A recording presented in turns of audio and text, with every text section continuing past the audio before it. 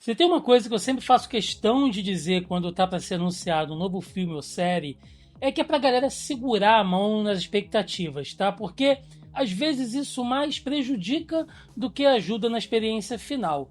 Só que, gente, tem umas obras assim que são tão promissoras, que a chance de vir algo realmente bom é quase certa. E esse é o caso de Nosferatu, que sob a direção de Robert Eggers, conseguiu mais uma vez explorar o terror de maneira intimista, ao mesmo tempo que correu um enorme risco ao remontar um dos maiores clássicos da história do cinema. E não, gente, isso não é nenhum exagero não, tá? Porque qualquer coisa que mexa com o Nosferatu original pode ser realmente arriscado, já que ele é, talvez, o maior expoente do expressionismo alemão em uma época que, assim, não tinha nenhuma grande referência a histórias de vampiro. O maior ícone era, até então, o Drácula de Bram Stoker, que, aliás, essa obra aqui bebeu demais. Mas isso a gente fala um pouco mais pra frente. Porque a minha intenção nesse vídeo com vocês é falar do novo Nosferatu, lançado agora em 2024, fazer uma crítica do filme em si, mas também contextualizar o porquê ela é tão importante para esse novo cenário de cinema de terror que a gente vive atualmente, e principalmente por explorar, né, ou melhor, remontar ao clássico romântico idealizado do vampiro que a gente conhece já há bastante tempo. E antes de falar do novo filme em si, a gente tem que fazer uma contextualização histórica aqui, porque, como eu já disse, afinal de contas, era muito arriscado da parte do Robert Eggers fazer um remake do Nosferatu de 1922, e isso estava causando uma série de expectativas, tanto positivas quanto negativas sobre o filme. Nosferatu narra a história de Conde Orlok, um vampiro dos Montes Cárpatos que se apaixona perdidamente por Ellen, trazendo terror à sua cidade, Wisborg. Lançado em 1922, sob a direção de Frederick William Murnau, ele é um filme considerado até hoje como um dos pais do gênero de terror, além de formar uma caricatura social e pessimista da Alemanha pós Primeira Guerra Mundial. E talvez a maior parte da galera que curta cinema, se interesse por estudar o tema, já ouviu falar de Nosferatu e está cansado de saber o quão importante essa obra é. Mas sempre, gente, sempre vale a pena lembrar que a gente está falando de um filme que tem mais de 100 anos. Pois é, Nosferatu tem mais de 100 anos, cara. Imagina como era o mundo naquele período, e talvez uma das grandes características que torne uma obra de arte clássica é que ela continue sendo referenciada e relevante apesar da época, né? Mesmo com o passar dos anos, a gente sempre remonta e reconta para falar sobre esses grandes clássicos, e isso é realmente inegável quando se fala de Nosferatu. E como a gente disse na abertura, o Nosferatu ele já causou bastante barulho, inclusive no seu lançamento, porque ele é sim uma adaptação não autorizada do Drácula de Bram Stoker, que foi escrito de maneira epistolar, né? Já que quem leu Drácula sabe disso, tudo ali é contado através de cartas, mensagens, páginas de diário, escrita em 1897, ou seja, 25 anos antes do lançamento do filme. A Prana Filmes, que era essa produtora alemã da época, ela tinha sim a intenção de usar a figura do vampiro, né, o mito do vampiro, para fazer um filme apontando algumas críticas sociais daquele período. A grande referência que eles tinham na época era já o Drácula, só que eles não haviam conseguido os direitos e mesmo assim os caras deram um jeitinho de lançar, né? Sabe aquele velho ditado que a gente aprende lá na escola? Copia, mas não faz igualzinho? Pois é, aqui os alemães realmente não tiveram nenhuma sutileza em relação a isso. E artisticamente ele é esse marco de ser o grande expoente do expressionismo alemão que a gente falou aqui, que era um movimento meio pessimista, que trabalhava com uma distorção de realidade, tentando fazer apontamentos sociais daquela Europa pós-guerra, principalmente a Alemanha, né? Se a gente tentar entender o quadro da Alemanha em 1922, era muito complicado, então ela era essa arte um pouco mais fria, né? Um pouco mais crua, que através dessa visão gótica tentava passar essas críticas sociais e políticas do começo do século XX. E o expressionismo alemão, ele ilustra muito bem uma coisa que eu sempre trago quando a gente fala sobre arte aqui no canal, ou quando eu vou falar sobre isso com outras pessoas, é que a arte ela tem diversos conceitos, né? Mas uma das maiores características dela, na minha opinião, é que ela sempre vai representar a condição humana do momento em que ela é criada. Ou seja, o que eu quero dizer? Obras da Idade Média, elas terão um teor artístico que vão representar a ideia social daquele período, né? Assim como obras, de repente, do Iluminismo, obras que foram criadas ali na Europa durante a Revolução Francesa, né? Elas vão sempre captar o sentimento social, né, da massa, a visão dos artistas da realidade social em que eles viviam naquele período. E o expressionismo alemão é realmente isso, né? Vamos tentar entender aqui mais um pouquinho. A Alemanha tinha acabado de ser uma das grandes derrotadas da Primeira Grande Guerra, que durou ali entre 1914 e 1918. Né? Ela foi uma das grandes derrotadas. A moral do povo alemão estava muito baixo, crise financeira, fome, doença, miséria, aquele sentimento de insegurança, tudo isso permeava, né, esse pensamento coletivo alemão na época. E o expressionismo alemão bebeu muito disso como fonte inspiradora para suas obras, como é o caso de Nosferatu. E é por isso que, além de adaptar a história de forma não autorizada, como nós vimos aqui, do Drácula de Bram Stoker, ele traz diversas críticas à sociedade na época. O Conde Orlok, por exemplo, é a representação de uma aristocracia velha e mofada que ainda tentava sobreviver tirando o máximo que conseguisse do povo comum. E a sua chegada também representa a fome e a miséria que assolou a Europa no período pós-guerra, fazendo as pessoas duvidarem da fé e racionalizar temas e conceitos de maneira muito mais ortodoxa e pessimista. E eu sempre acho assim interessante que hoje você entra em qualquer grupo, vai no Twitter, né, a galera discutindo ali no Facebook, numa roda de amigos, e sempre tem alguém que reclama, né? Hoje em dia metem política em tudo, tudo tem que ser uma grande crítica social, as pessoas não se divertem mais assistindo um filme, vendo uma série, um desenho. Assim, gente, a crítica, ela sempre existiu, tá? Desde o primórdio do cinema, nós sempre tivemos críticas sociais e políticas nessas obras, em alguns períodos mais, outros menos, algumas vezes de maneira mais objetiva, outras vezes de maneira mais velada, fazendo uma espécie de caricatura, usando o humor, mas a crítica sempre existiu, tá? Isso não é de hoje, não. Então, gente, feita essa pequena contextualização, eu deixo aqui, né, de repente, em aberto, caso vocês se interessem por saber mais sobre isso, porque eu acho importante, né, a gente ter esse ponto de vista, saber um pouco mais sobre esses conceitos e entender por que esse novo filme é tão importante, a responsabilidade dele em trabalhar com um clássico desse tamanho. Caso vocês tenham aí, de repente, um interesse maior da gente abranger, né, mais desses contextos artísticos e históricos da época, falando do Nosferatu, do expressionismo alemão e outras obras desse tipo, deixe nos comentários aí, se for do interesse de vocês, de repente a gente traz aqui um vídeo melhor, né, abrangendo melhor a questão da mitologia vampírica nessa época, ainda tratada de maneira muito romântica, tá? Se for do interesse de vocês, deixe aí no comentário, quem sabe a gente não faz aqui algo nesse sentido. Agora sim, né, feito aí todo esse panorama geral, vamos falar desse novo Nosferatu, e eu tenho que começar sempre aqui, ó, batendo palmas por Robert Eggers. Ele é um cara que tem se destacado muito, tem sido um diretor assim muito autoral, trabalhando tanto questões de terror com filmes de época. Ele mistura muito bem esses dois tipos, né, de temas, esses gêneros, e consegue sair com obras que se destacam, tá? Ele até então tem uma filmografia bastante curta em relação a outros diretores, mas muito consistente. Porque uma coisa que o Robert Eggers sempre traz para os filmes dele é essa coisa mais intimista com o público, sabe? Ele não quer só aquele terror que dá sustos, que você de repente vai ter uma cena impactante e você vai pular ali na sua poltrona, ou aquela coisa do visual grotesco, sanguinolento. Não, não. O Robert Eggers, ele sempre pretende extrair um pouco mais. Ele quer que o público sinta um pouco daquela desesperança, daquela tristeza, daquela coisa sufocante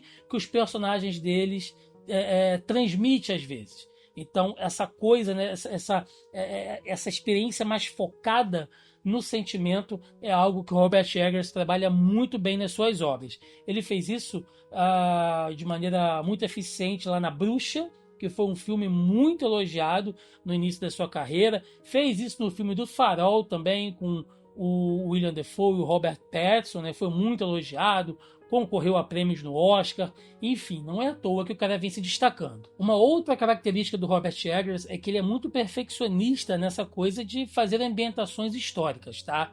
Ele já deu algumas entrevistas recentemente dizendo que, por enquanto, não tem o menor interesse em fazer filmes que se passem numa realidade mais contemporânea.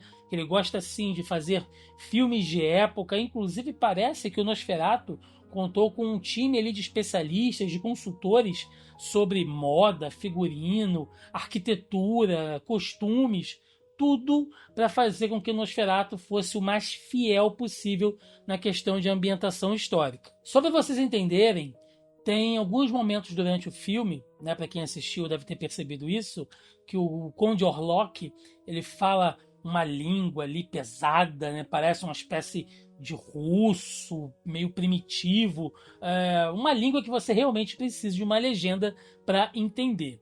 É porque o Conde Orlok ele fala em dácio, e a língua dácia era uma língua falada na região dos Cárpatos, na Transilvânia, no leste da Europa, pelo menos até 600 depois de Cristo, tá?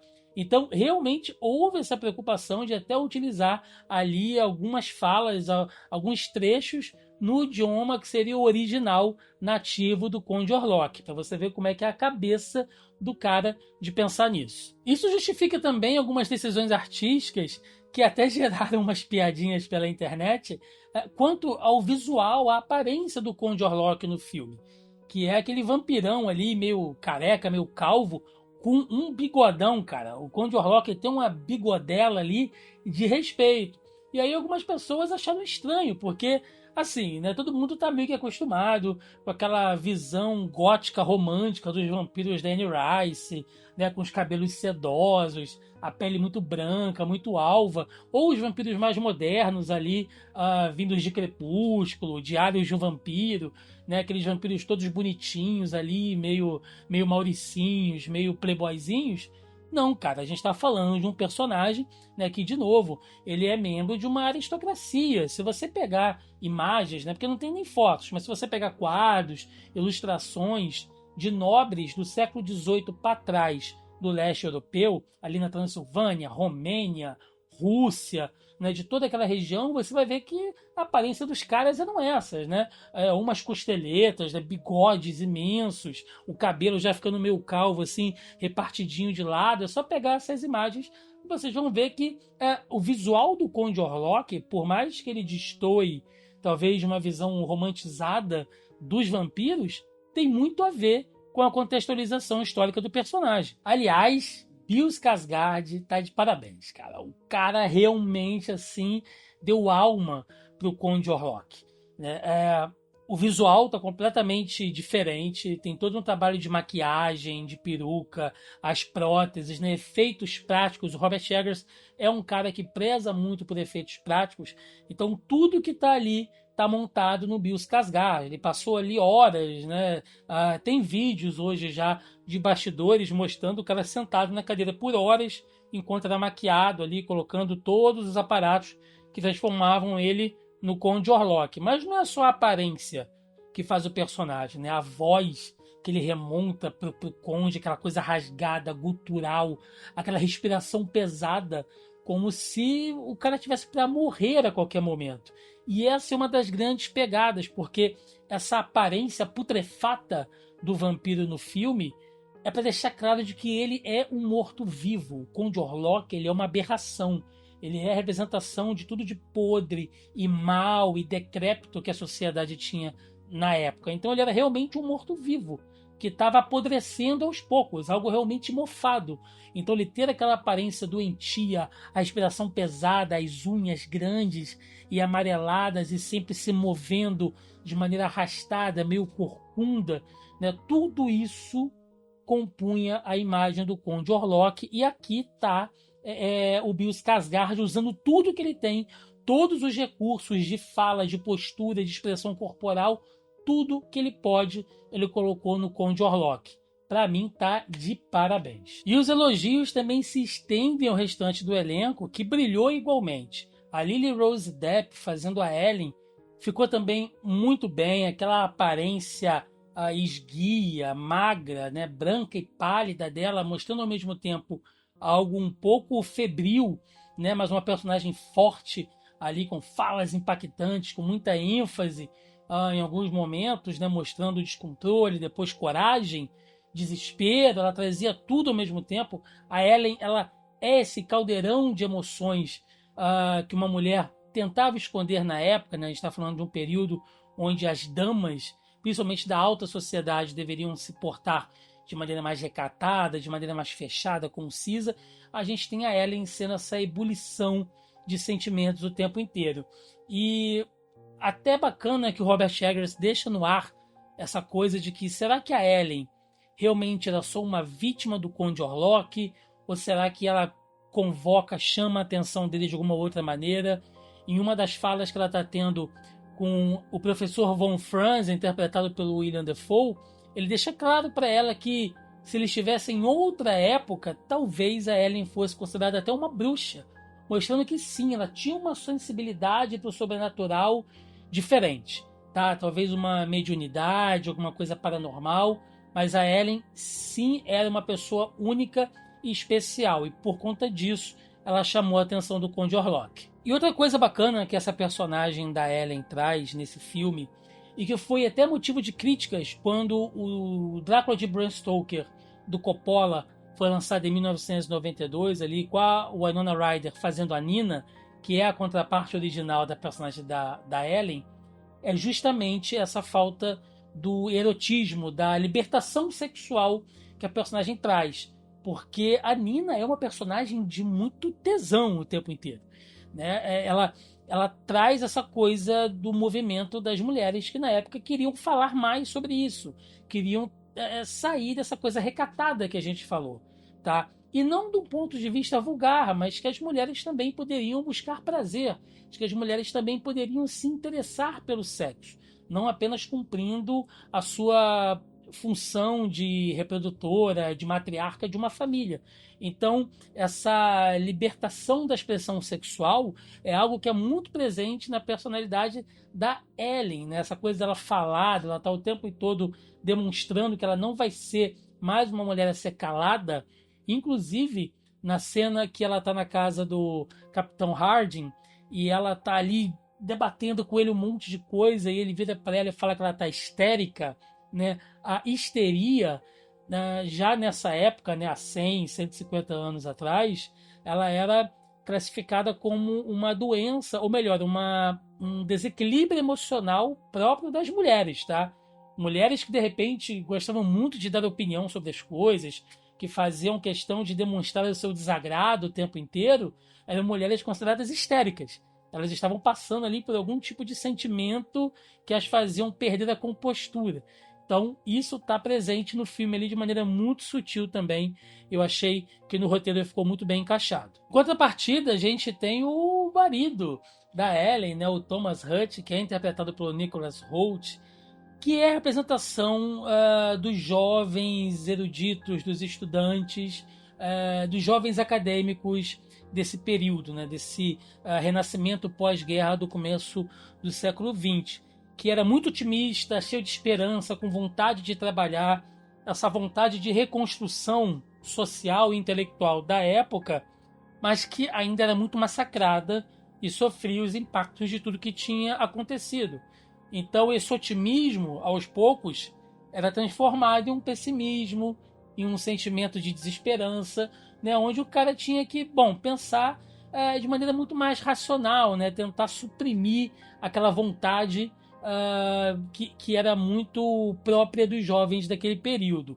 E isso a gente vê no personagem do Nicholas Hoult, né, como o Thomas Hutter dele começa com esse jovem cheio de energia e de boa vontade, e aos poucos, com as amarguras da vida, vai se deteriorando, e ele termina o filme assim, completamente destruído emocional e psicologicamente. Outro personagem que me surpreendeu foi o do Capitão Harding, que sempre foi um personagem ali bem coadjuvante, tá?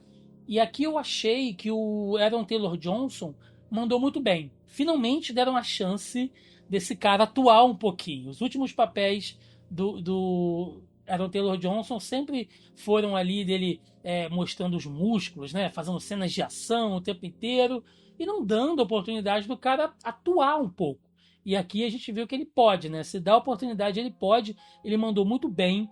Ele traz a questão do emocional ali quando ele perde a sua família. Você sente o peso, né? O personagem completamente devastado. E o Capitão Harding, ele era também a representação desse movimento racionalista do começo do século XX, que vem sim, tá, de muito de frutos do pensamento iluminista.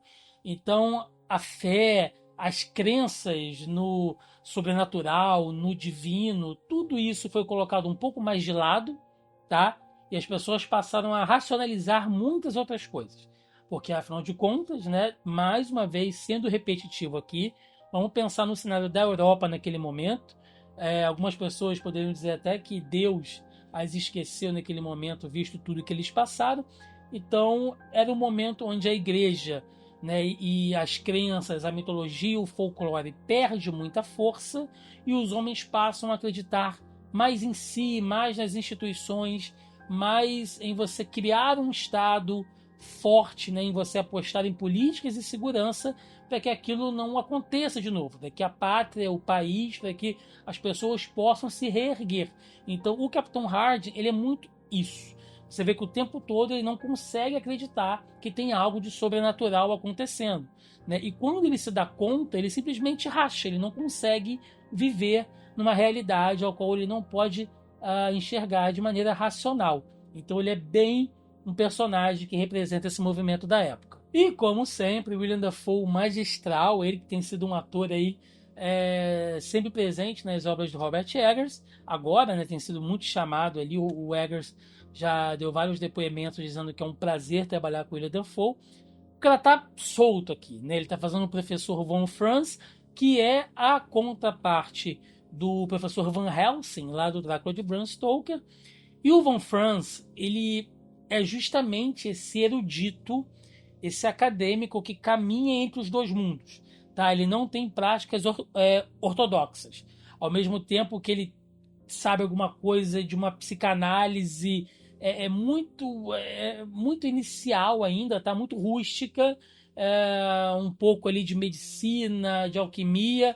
Daqui a pouco ele está falando de demonologia, de mitos e bruxaria. Então ele caminha entre os dois mundos. O Von Franz, ele é essa figura que você olha, parece que é um cientista louco, mas na loucura dele ele consegue traçar ali uma linha entre o sobrenatural e o campo real, o campo científico, né? Ou essa ciência mais rústica da época. Então é um personagem muito interessante também nesse quesito, né? E assim, é algo que se remonta até hoje, gente. Essa coisa da ciência com a religião, né? Será que a ciência pode explicar Deus, né? Deus está dentro da ciência, cientistas podem ser religiosos e vice-versa. É um debate que isso não tem fim, está presente até hoje aí, e o personagem do Von Franz traz esse pensamento muito bem. Sobre a produção em si, uma fotografia magistral. Robert Eggers, ele consegue trabalhar em detalhes muito bem, tanto as cenas amplas, né, sendo de dia ou cenas noturnas, seja na floresta, na neve, na cidade. O cara trabalha umas panorâmicas, umas cenas abertas lindíssimas, parecem uns papéis de parede, assim como ele faz isso com cenários mais claustrofóbicos ali, à luz de vela, aquela casa lá do Von Franz, né, com livro, papel para todo lado, o castelo do Drácula, que de dia é de um jeito e de noite é de outro, né? Parece que aqueles móveis, aquelas mobílias, aquilo tudo some e durante o dia parecem ruínas. E à noite parece realmente que o Thomas Hutter está dentro de uma masmorra, iluminadas ali por uma lareira macabra. Então ele consegue trazer uma espécie de realismo mágico, tá? Entre aspas, para os próprios cenários do filme. Robert Eggers manda muito bem nessa ambientação. E aí, pra gente encerrar, tem duas questões que ficam aqui que talvez definam se o filme foi bom ou não, tá, gente? A primeira é, como remake, ele funciona? E a segunda, será que essa abordagem clássica, né, de um vampiro mais clássico ainda funciona? Bom, primeiro, sobre a questão do remake. A gente vive a era dos remakes e reboots. Hollywood tem vivido basicamente disso na última década, outra vez um pouco mais. E assim, gente, nem sempre tem coisa boa, tá? Nós já tivemos aí alguns filmes que tentaram, inclusive, fazer continuações, trazer de volta algumas franquias que já estavam basicamente esquecidas, não deu muito certo. Tem essa onda de remakes. O próprio Bill Skarsgård participou recentemente do remake do Corvo, que não foi muito bem aceito também. Ou seja, a gente passa por esse período. Algumas pessoas dizem que talvez seja uma crise criativa em Hollywood nesse momento, mas a verdade é que os remakes estão aí, nem sempre funciona, mas algumas vezes sim. Tá? Eu acho que o caso do Nosferatu é isso. O Robert Eggers, ele sempre deixou claro o amor dele pela obra original. Em momento nenhum ele passa uma pretensão de querer substituir ou melhorar o clássico. O clássico tem o seu lugar, mas o Robert Eggers, ele respeita tudo que está no original e tenta colocar com uma roupagem nova, usando artifícios e tecnologias mais modernas para recontar essa história. Tá? Quem tiver o interesse, o Nosferatu original tá no YouTube, tá bom? É só vocês procurarem aí, tem até uma versão legendada, porque sim, o filme é mudo, mas tem ali algumas placas, algumas legendas que vão dando o rumo da história, né, que vão contextualizando os fatos e as transições de cena. Então quem quiser pode procurar e faz essa comparação. Vocês vão ver que o Robert Eggers respeitou muito o original. E segundo, né, se ele faz jus a uma história de vampiros. E eu sei, gente, que para quem está acostumado com vampiros mais modernos, né, de novo, nós já vimos o tema de vampiros ser abordado de diversas formas. Seja filmes de ação ali com o Blade, a franquia Anjos da Noite, né, vampiro trocando porrada, dando tiro, a gente já viu isso pra caramba.